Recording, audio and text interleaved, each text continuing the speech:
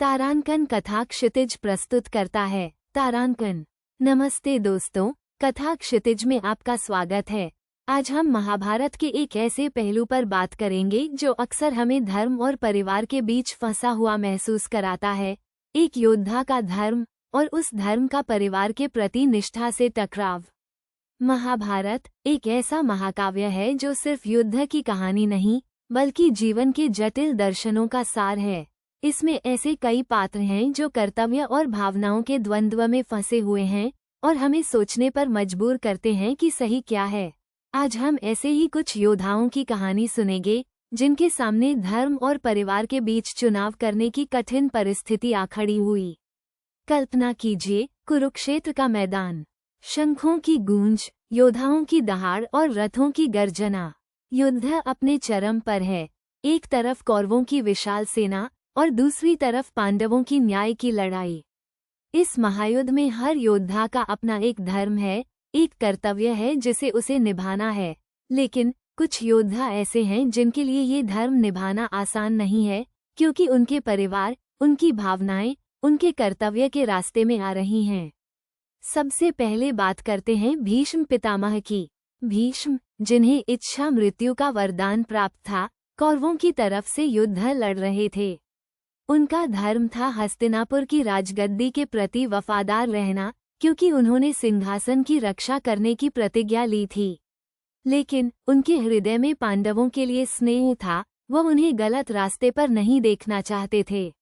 फिर भी अपनी प्रतिज्ञा के कारण उन्हें पांडवों के विरुद्ध लड़ना पड़ा। सोचिए, उस पितामह के मन पर क्या बीती होगी जिसे अपने ही पोतों के खिलाफ शस्त्र उठाना पड़ा। क्या ये धर्म था या सिर्फ एक बंधन? अब बात करते हैं गुरु द्रोणाचार्य की। द्रोणाचार्य कौरवों और पांडवों दोनों के गुरु थे।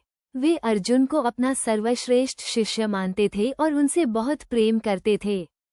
लेकिन हस्तिनापुर के प्रति अपनी निष्ठा और दुर्योधन के आग्रह के कारण उन्हें पांडवों के विरुद्ध युद्ध में शामिल होना पड़ा। उनका पुत्र अश्वत्थामा कौरवों की तरफ से लड़ रहा था और द्रोणाचार्य को अपने पुत्र की रक्षा करने का भी दायित्व था। एक तरफ शिष्य प्रेम और दूसरी तरफ पुत्र मोह। द्रोणाचार्य किस धर्म का पालन करते? एक और महत्वपूर्ण पात्र हैं कर्ण। कर्ण, जो कुंती के पुत्र थे, लेकिन जिनका पालन पोषण एक सारथी ने किया था। कर्ण दुर्योधन के सबसे अच्छे मित्र थे और उन्होंने दुर्योधन को वचन दिया था कि वे हमेशा उसका साथ देंगे। कुंती ने कर्ण को युद्ध से पहले बताया कि वे उनके पुत्र हैं और पांडवों के साथ मिलकर युद्ध लड़ने का प्रस्ताव रखा। लेकिन कर्ण ने दुर्योधन के साथ अपनी मित्रता को नहीं तोड़ा और कौरवों की तरफ से युद्ध लड़ना स्वीकार किया। कर्ण के लिए धर्म मित्रता थी, वचन था, या फिर एक ऐसा बोझ जो उन्हें अपनी सच्चाई से दूर रखता था? महाभारत हमें सिखाता है कि धर्म का पालन करना हमेशा आसान नहीं होता।